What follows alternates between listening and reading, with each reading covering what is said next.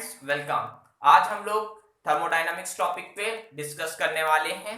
तो thermodynamics topic पे हम लोग डिस्कस करेंगे introduction of thermodynamics, equilibrium position, thermal equilibrium, फिर zeroth law of thermodynamics, first law of thermodynamics, कुछ थर्मोडायनामिकल टर्म्स और फिर उसके बाद सेकेंड लॉ ऑफ थर्मोडायनामिक्स और कार्नोट इंजन।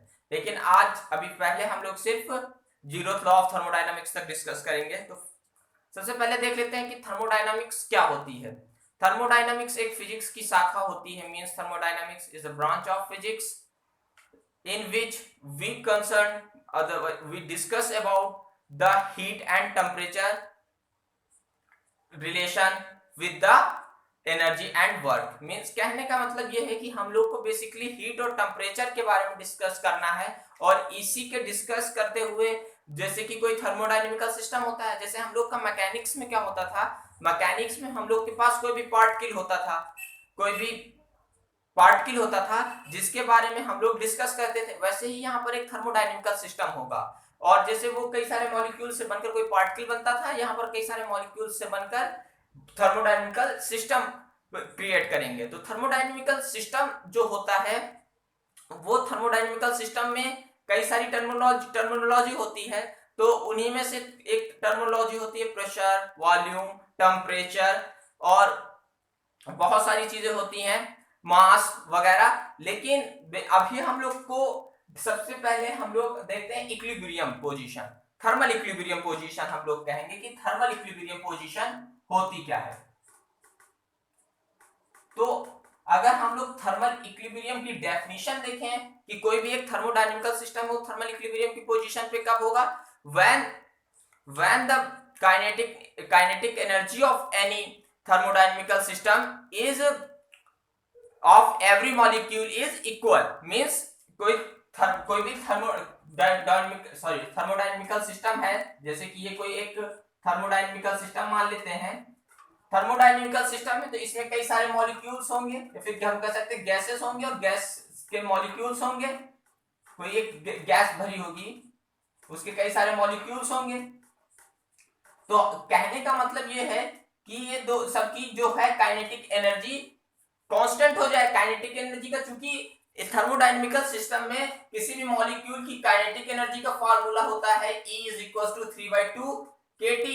और 3/2 kT का मतलब क्या होता है कि काइनेटिक एनर्जी अगर कांस्टेंट हो जाएगी, means if kinetic energy becomes constant, E = constant, then it shows that, तो ये क्या शो करेगा, क्योंकि आप देखिए 3/2 and k both are constant, दोनों कांस्टेंट हैं, तो ये इंप्लाई कर देगा if E is constant, this implies T is also constant। that means the temperature of thermodynamical system is constant। means वो पोजीशन जब किसी भी थर्मोडायनेमिकल सिस्टम का टेम्परेचर कांस्टेंट हो जाता है, एक निश्चित टेम्परेचर हो जाता है, तो उसे हम लोग कहते हैं thermal equilibrium position of any thermodynamical system. ये हो गया कि एक कोई हम लोग के पास कोई एक थर्मोडायनेमिकल सिस्टम था, तो वो किसके साथ थर्मल इक्विलिब्रियम की पोजीशन पे आएगा, वो हम लोग कह रहे हैं सेल्फ थर्मोडायनेमिकल सिस्टम है। लेकिन स्पेस को तो हम कभी भी ऐसा है नहीं कि बाहर कर सकते हैं, तो वो स्पेस के साथ एक तरीके से कह सकते हैं कि इक्विलिब्रियम की पोजीशन में आ जाएगा जब उसका टेम्परेचर कांस्टेंट हो जाएगा। और टेम्परेचर कांस्टेंट हो जाने का मतलब है उसके प्रत्येक मॉलिक्यूल का जो काइनेटिक एनर्जी है वो कांस्टेंट हो जाएगी। तो ये होती है थर्मल इक्विलिब्रियम की पोजीशन। इसी तरीके से अगर मान लीजिए कोई दो थर्मोडायनेमिकल सिस्टम है, मान लीजिए कोई दो थर्मोडायनेमिकल सिस्टम है,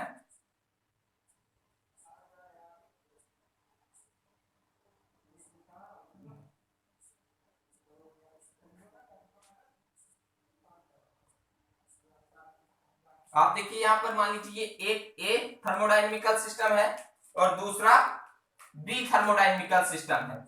तो वैसे तो यहाँ पर कई सारी टर्मिनोलॉजी हो जाएगी। यहाँ पर कोई गैस भरी हुई है या फिर कोई मॉलिक्यूल्स भरे हुए हैं, ऐसा हम लोग कह सकते हैं। और यहाँ पर भी कोई मॉलिक्यूल्स भरे हुए हैं।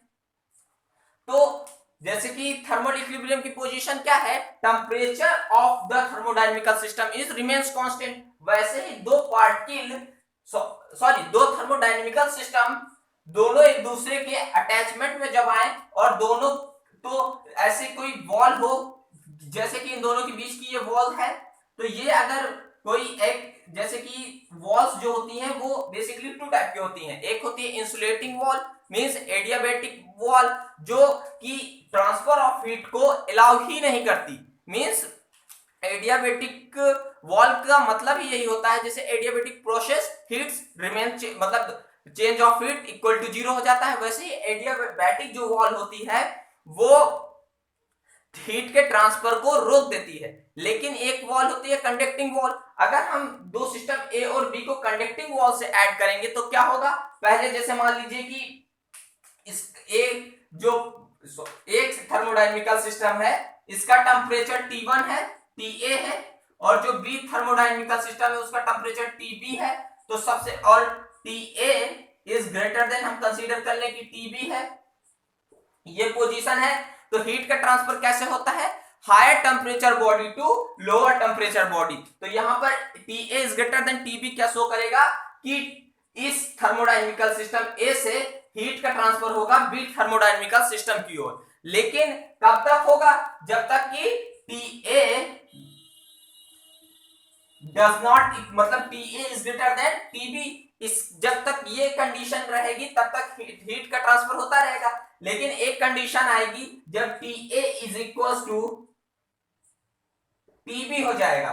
मींस कहने का मतलब है कि अगर दो कोई भी थर्मोडायनेमिकल सिस्टम है, दोनों का अलग अलग टेम्परेचर है, एक का मान लेते हैं TA दूसरे का TB, तो दोनों अभी तो अनइक्विलिब्रियम की पोजीशन में है, नॉन इक्विलिब्रियम की पोजीशन में है, थर्मल नॉन इक्विलिब्रियम की पोजीशन में है, क्योंकि दोनों का टेम्परेचर एक दूसरे से डिफरेंस है, TA is greater than TB। तो जब दोनों एक दूसरे के कांटेक्ट में आएंगे तो TA चूंकि बड़ा है, इसलिए एक थर्मोडायनेमिकल सिस्टम से बी थर्मोडायनेमिकल सिस्टम की ओर हीट फ्लो होने लगेगी। बट एक कंडीशन आएगी जब temperature of thermodynamical system A equal to the temperature of thermodynamical system B. इस कंडीशन में आने के बाद हीट का ट्रांसफर रुक जाएगा, और जब हीट का ट्रांसफर रुक जाएगा तो इस कंडीशन को कहेंगे कि the thermodynamical system A and B are becomes in thermal equilibrium. तो ये पोजीशन होती है थर्मल इक्विलिब्रियम की। इसी से रिलेटेड होता है जीरोथ लॉ ऑफ थर्मोडायनेमिक्स। तो इक्विलिब्रियम की पोजीशन के लिए अगर आपको डेफिनेशन लिखनी हो तो आप लिख सकते हैं a thermodynamical system is said to be in thermal equilibrium if the kinetic energy of each molecule become equal, means the kinetic energy of each molecule is equal, then the temperature of the that is मतलब इसका मतलब होगा कि the temperature of the thermodynamical system remains constant, that shows that the, और वो तो पहले statement में लिख चुके हैं। और कोई दो सिस्टम्स को थर्मल इक्विलिब्रियम में होने की क्या कंडीशन है वो भी आपने देख लिया। अब हम लोग डिस्कस करते हैं जीरोथ लॉ ऑफ थर्मोडायनामिक्स।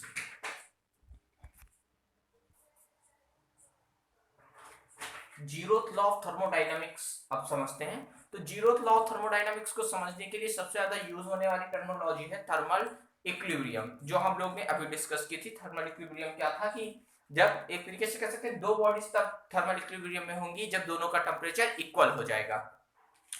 तो अब हम लोग लेते हैं, तो जैसे कि हम लोग यहाँ पर दो फिगर्स देख रहे हैं, तो पहले दो फिगर्स के बारे में डिस्कस करेंगे, फिर इन्हीं को कंबाइन करके कुछ कंक्लूजन्स निकालेंगे। तो सबसे पहले देखते हैं क्या है। तो first we take three thermodynamical system A, B and C. Thermodynamical system A and B are connected with a adiabatic wall. Adiabatic wall ये है जिससे हम लोग सिस्टम A और B को कनेक्ट करते हैं, इसे कहते हैं adiabatic wall. And system A connect with C with the conductive wall. Same thermodynamical system B connect with the C with conductive wall. Conductive wall और एडियाबैटिक वॉल का मतलब क्या है कि एडियाबैटिक वॉल जो होती है वो हीट के ट्रांसफर को डिसअलाउ करती है, मींस ये ए और बी के बीच किसी भी प्रकार के हीट का ट्रांसफर नहीं हो सकता है। और जो कंडक्टिव वॉल होती है वो अलाउ करती है हीट के ट्रांसफर का। तो यहां पर अगर हम लोग देखें तो हीट का ट्रांसफर किससे होगा, अगर मान लेते हैं इसका टेम्परेचर TA, इसका TC और इसका TB है, तो हीट का ट्रांसफर ए का सी के साथ, बी का सी के साथ होगा। कब तक होगा, जब तक कि दोनों के टेम्परेचर इक्वल नहीं आ जाएंगे। इसी तरीके के बी का सी के साथ होगा, और कब तक होगा, जब तक दोनों के टेम्परेचर इक्वल नहीं आ जाएंगे। जब ए का टेम्परेचर सी के इक्वल आ जाएगा, मींस TA बिकम्स TC, तो हम लोग क्या कहेंगे, A and B are in equilibrium, sorry A and C are in equilibrium। Same यहां पर कंडीशन होगी कि जब TB is equals to TC आ जाएगा तो हम लोग क्या कहेंगे, B and C are in equilibrium। तो फिर हम लोग देखते क्या हैं कि if then in next figure A and B are connect with a conductive wall।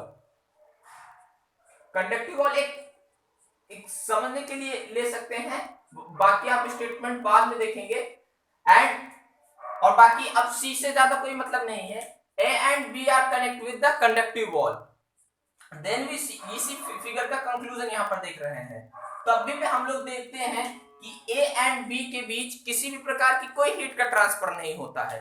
Means कहने का मतलब है कि पहले हम लोग ने उन्हें एडियाबैटिक वॉल से कनेक्ट किया, सी कोई अदर थर्मोडायनेमिकल सिस्टम था जिसको कंडक्टिव वॉल से दोनों से कनेक्ट किया। तो हमने कौन सी कंडीशन तक उन्हें कनेक्ट रखा, जब ए और बी के साथ कोई तीसरा थर्मोडायनेमिकल सिस्टम सी इक्विलिब्रियम की पोजीशन में नहीं आ गया। जब इक्विलिब्रियम की पोजीशन में आ गया तो हम एडियाबैटिक जो ये था इसे हम लोग रिप्लेस कर देते हैं कंडक्टिव वॉल से। जब कंडक्टिव वॉल से रिप्लेस कर देते हैं तब भी देखते हैं कि किसी भी प्रकार की हीट का कोई भी ट्रांसफर ए और बी के बीच नहीं होता। इसका मतलब ये क्या दिखाता है कि ए और बी अपने आप ही थर्मल इक्विलिब्रियम में आ जाते हैं।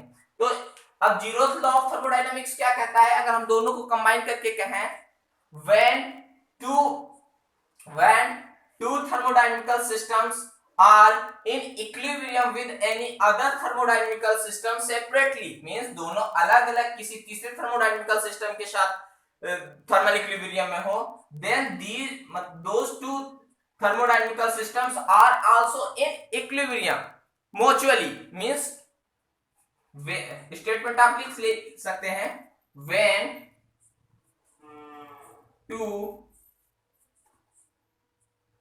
if two thermodynamical systems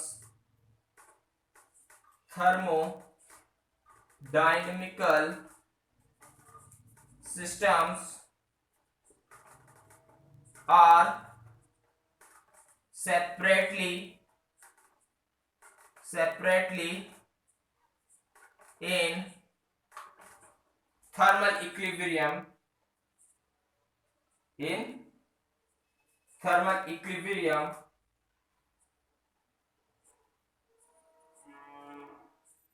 with any third thermodynamical system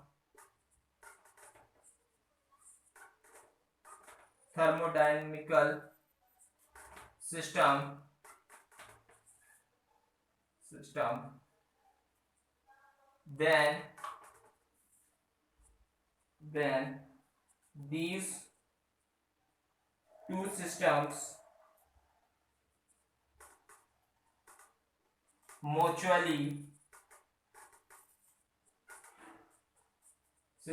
are mutually in equilibrium, thermal equilibrium कह सकते हैं, थर्मल इक्विलिब्रियम।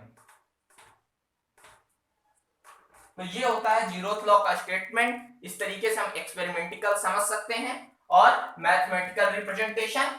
तो ये हो जाते हैं तीनों तरीके के जीरोथ लॉ के थर्मोडायनामिक्स की। हाँ, और एक और चीज थी कि इसे जीरोथ लॉ ऑफ थर्मोडायनामिक्स क्यों कहते हैं, क्योंकि फर्स्ट सेकंड थर्ड लॉ आने के, थर्मोडायनेमिक्स आने के बाद इसकी डिस्कवरी की गई थी, फिर ये स्टेटमेंट आया था, इसलिए से fundamental law of thermodynamics means zeroth law of thermodynamics कहते हैं। तो यहां पर हमने जीरोथ लॉ ऑफ थर्मोडायनेमिक्स देखा। नेक्स्ट टाइम हम लोग देखेंगे फर्स्ट लॉ ऑफ थर्मोडायनेमिक्स और उसके बाद के कुछ टर्मिनोलॉजी। थैंक्स।